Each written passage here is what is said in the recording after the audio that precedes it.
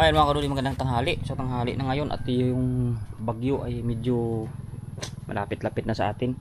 At ito atin palang kuan mga kaduli ay pininturahan ko to. Ayan, oh. Medyo lumiwanag siya. Ayan. Kaysa dati medyo nagbago siya ng konti. Ayan. Para kung sakaling makapunta tayo sa city ay hindi naman nakakahiya na masyadong gusgusin. Kaya pininturahan ko yan. Ako lang man ito ng pintura. Ayan. Ayan. Yan, medyo kumupas-kupas na yung mga kuan niya. At ngayon mga kadudo, itong sasakong mais pamkuanto sa chicken natin. Tawag doon. Makuha tayo ng pain sa chicken natin ba.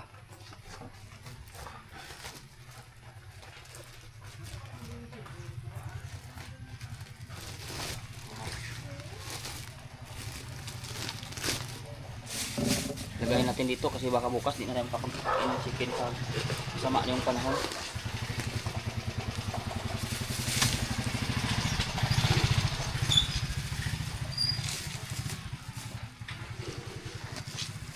Damihan na natin. Manawa pa ating chicken sa kain. Ganyan. Isang plastic. Ano, ulan ng mga kadudoy, dadala na akong payong.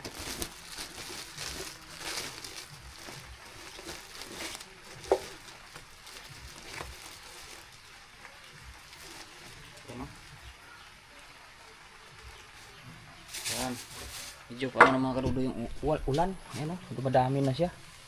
Ayan, kaya mag-ano tayo.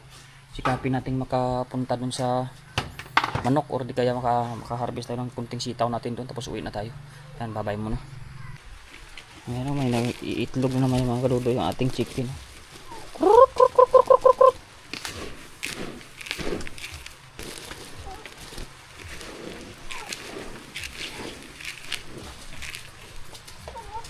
Hintayin natin dito.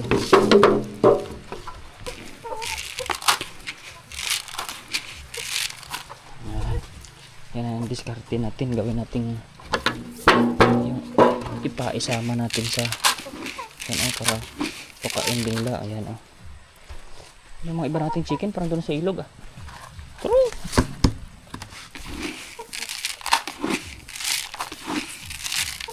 ayaw pa rin, titingin-tingin lang sila Luko talaga itong mga manok natin na to. Daming mga kwan ayaw nilang mais natin. No choice na sila yan. Importante marami silang pagkain. Ilan pa sila yan marami pa naman sila yan Ay, nakalimutan ko yung kwan. Sa susunod na natin dalhin yung walis. Dito nga, parang hindi na sila umiinom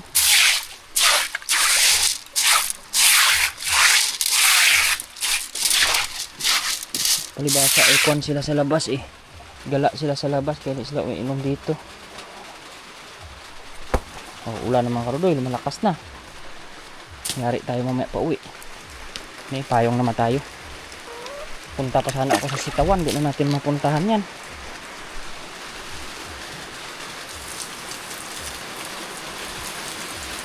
Ay, lumakas ng ulan.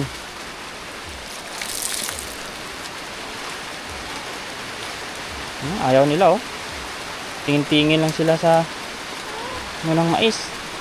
Yung palay kasi ubos na ubos na yung palay. Ay, hindi ko na i-shoot. Ay mga karudoy, ulan na, inabutan tayo dito. Tamo, malungkot sila ayaw nila nung ipa at saka mais natin ano, choice man yan sila, tukain man nila yan. Kadami dyan kung wala ba namang makain yan choosy man yung mga chicken pag maraming pagkain. Diba choosy man yung mga chicken.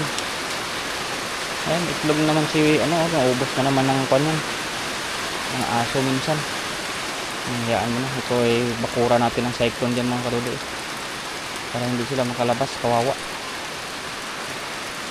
Hindi tayo makapunta sa sitaw nyan, hindi tayo doon, nabutan tayo ng ulan. Ay nako, ayun, lalaki na mga katayin natin Yan, babay na muna mga kadudoy. Tayo ay uuwi kahit maulan. Ayan, baka lumakas o sobra. Ayan mga kadudoy, daan muna tayo dito sa bahay natin. Ayan. So may gamit na yung isa natin magkatrabaho dito. Kaso may bagyo pa. Sabi ko balikan na ng sunod na araw. Palipasin muna natin bagyo. Okay naman na itong mga gamit natin dito. Sana hindi ito ano ng bagyo kung sakasakali. Sana ay yan ang ulan, no? Lakas na. Meron na ditong padlock mga kadudoy kasi medyo may mga gamit na tayo dito sa loob. Wait muna kadudoy, buksan ko muna. Ayan ang loob ng bahay natin. Yung ating electric motor dito mga kadudoy ay napakalakas nito. Ayan, no? So dito ako naliligo. Nakaraan ay natumba na nga yung aking sampo dito. Ayan, pasensya na kayo dito sa ating banyo na maliit mga kadudoy. Ayan, lagay muna natin dyan. Ayan, malakas yung tubig natin. Sana ba yung nakadaw-daw yung tubig natin. Ito. Ayan. So, malakas yung tubig natin. Ayan, o. Dito ko yan nilalagay sa ibabaw para pag gumamit doon sa CR ay mabilis lang. Yan, haba yan. Yan mga kadudoy. Tapos inaano ko lang dito sa hose yan. Sa tali. Yan. Yan, para diretso yan dyan. Yan. Tapos isasaksak natin dito. Yan, isasaksakan natin. Tingnan natin yung tubig. Ayan, oh, nagwawala yung tubig, oh. Lakas, oh. Grabe mga kadudoy, eh. Yung lakas niya, no? Yan. Yung lakas ng tubig natin. Yan, no?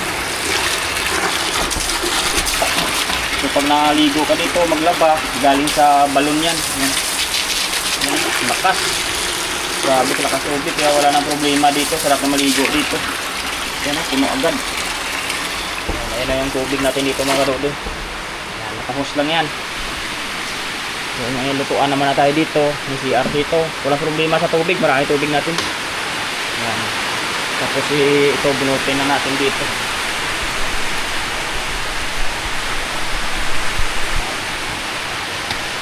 Yan.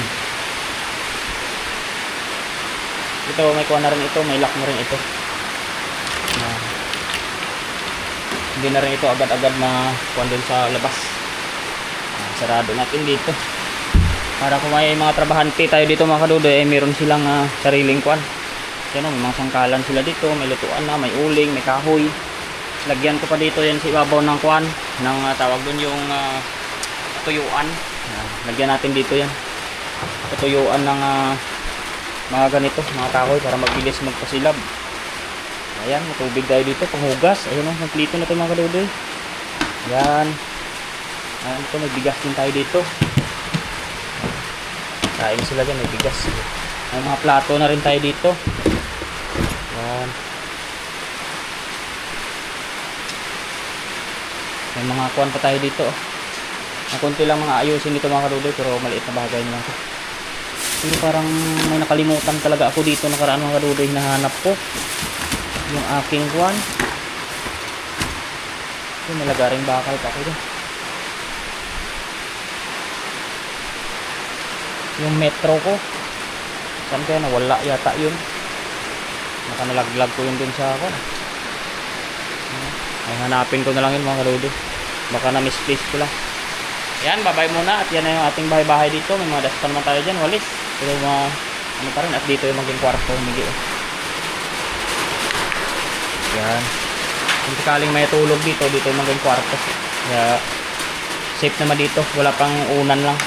Kasi wala pa naman matutulog. Kaya okay dito mga kadudoy. Ito yung ating panghukay sa kuwan dito sa tubig. Kasi kailangan magkaroon ako ng kanal dito. Mababaw kasi dito. Yan, hanggang dun. Para palabas yung tubig dito pag marami. Yan, patayin muna natin mga ilaw. Sayang yung kuryente. Yan. Yan mga kadudoy, malapit na to. After bagyo, mag-operate na tayo dito. Yan o. Kumpleto naman ako sa gamit ng mga kuwan na may mga bilhin akong pako doon. Abangan natin kung anong mayayari natin dito sa mga kahoy natin. Saka bibili pa tayo niyan.